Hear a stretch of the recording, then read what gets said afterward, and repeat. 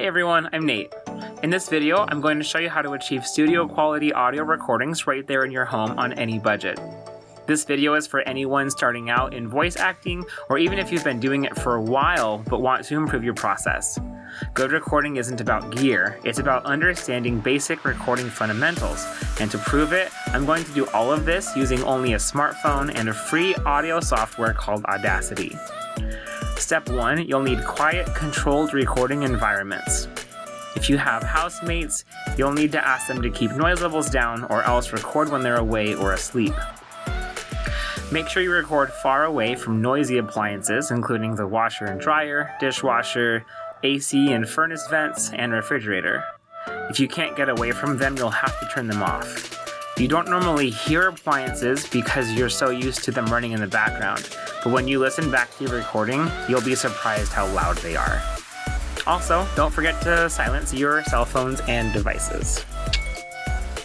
Step 2, you'll need to prevent reverb. Reverb is the echo you hear from sound waves bouncing off the walls and other flat surfaces around you. Reverb is one of the #1 things that will scream amateur to a casting agent. There are a couple of ways to deal with this. You could cover your walls and flat surfaces with soundproofing blankets or foam, or you can simply drape a blanket over yourself and your microphone. I've also found that closets make great recording booths. Step 3, you need to make sure you record a clear, loud signal. Remove the case from your device so it doesn't interfere with the microphone, and hold or set your mic about 5 inches from your mouth. If you happen to be recording on an iOS device, I recommend you use a free app from Rode called Reporter. What's great about Reporter is that it lets you adjust your microphone's gain, which lets you be more precise about your recording level. Right, okay, so here I am in my bed under blankets. I'm upstairs away from the noise of my family downstairs playing, and so I've got a completely noiseless environment. There's no reverb, and I'm holding my microphone about 5 inches away from my mouth. And what you're hearing right now is what I'm recording, followed by our final step, which is post-processing your recording. You can do this on any DAW, but since this video is for artists on a budget, we're going to use a free software called Audacity. Okay, so this is Audacity. This is what the screen will look like when you first open it. I'm going to go ahead and drag my audio recording in. You just drag it anywhere and drop it in the middle here. And there is our audio recording. I can click anywhere and hit play, spacebar. In my bed. And you can hear it back. And then the other thing I'm going to do is I'm going to drop in what's called room tone. This is a 15-second recording of silence in the same location where I recorded my audio recording. This silence is going to be very useful, and I'm going to show you why. So we're going to select the silence. And the first thing we're going to do before we do anything else is we're going to eliminate background noise. So I'm going to go to Effect. I'm going to go to Noise Reduction. Now with this selected, the room tone selected, we're going to click Get Noise Profile. And so now Audacity is going to analyze the sound of the silence, and if there's any like background noise in that, like a low hum from an appliance or anything like that, Audacity is going to generate a profile of that sound. And then we're going to use that. So now we're going to select the audio file we want to reduce background noise from. Once again, we're going to Effect, Noise Reduction.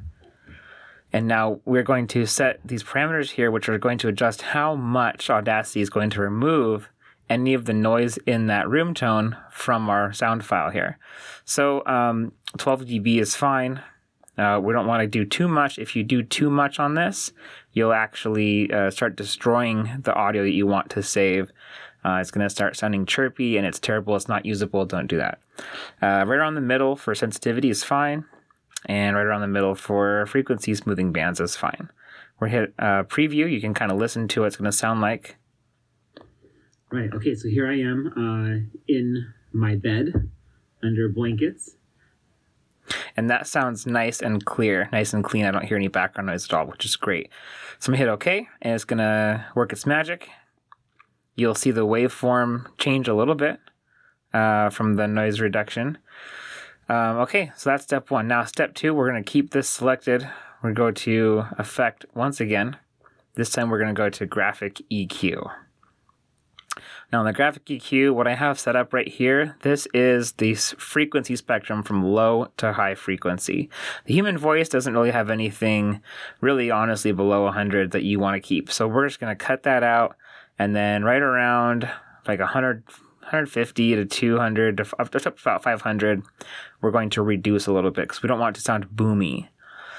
And then all the rest of this I'm just going to keep flat, and we're going to let the audio producer that we send our lines to do any additional editing they want to do on this. This is just going to clean it up a little bit. So I'm going to hit OK. And you can see the waveform changed a little bit more. We reduced some sounds, some of the boom out of that. Last thing we're going to do is we are going to go to Effect, go to Compressor. We're going to compress this a little bit. Okay, so basically what a compressor is going to do is it's going to do exactly what it says, compress. It's going to compress your audio. It's going to make your quiet sounds a little bit louder and your loud sounds a little bit quieter. It's going to bring everything a little bit closer together so that your volume doesn't spike and peak as much or drop too low and go out of hearing range. So it's going to just put everything right in the middle, nice and even. It's going to smooth things out. Now, you don't want to compress too much, because, we do want to leave some dynamic range, of like quiet to loud, but we don't want crazy loud. So I got this kind of set up right here, our threshold at negative 24 dB. And if I move that lower, you can just watch the graph right there. Basically what this graph is showing you is the ratio of input to output. So actually the x-axis is input, and the y-axis is output. So if something comes in at 24 dB, it's going to go out a little bit above 24 dB. It's making the quiet things louder. But then up here, you can see it all of a sudden it starts to sort of cut off. And so actually, we're going to lower our threshold a little bit. Do this. So what this is doing is it's making some of our quiet things a little bit louder, but then at the top, it's making some of our really loud sounds kind of come down in volume so that they don't spike. Then you can kind of mess around with these, and kind of adjust things to your taste. I do like to, have the noise floor around negative 35. And then ratio, I do think, right around 5 is probably a good, 4 to 5 is a good place to have that. No attack or release time, just keep those quick. And that's it. So we're going to go ahead and do that. So now you can see everything, all these waveforms got a lot bigger. It's because all the quiet sounds got louder. So what we need to do to compensate for that is we do need to actually turn the gain down quite a bit to compensate, because we don't actually need it to be as loud as it all is right now. So now we're going to listen back to it. Right, okay, so here I am in my bed under blankets. I'm upstairs away from the noise of my family. All right, and now we've got a nice, clean, clear sound that's been recorded professionally and edited professionally on an iPhone. We can get rid of our room tone. We don't need that anymore. And we can get rid of this track entirely. And now we're going to double click here just to select this file, and we're going to go File, Export. Now there's a couple of different ways you could export this. The two most common are MP3 and WAV. And it's an important difference here. So MP3 files are compressed, and so it's not going to be as high of quality. But the good thing about MP3 is that it's going to be a smaller file. So if you're just doing an audition, I would send as an MP3.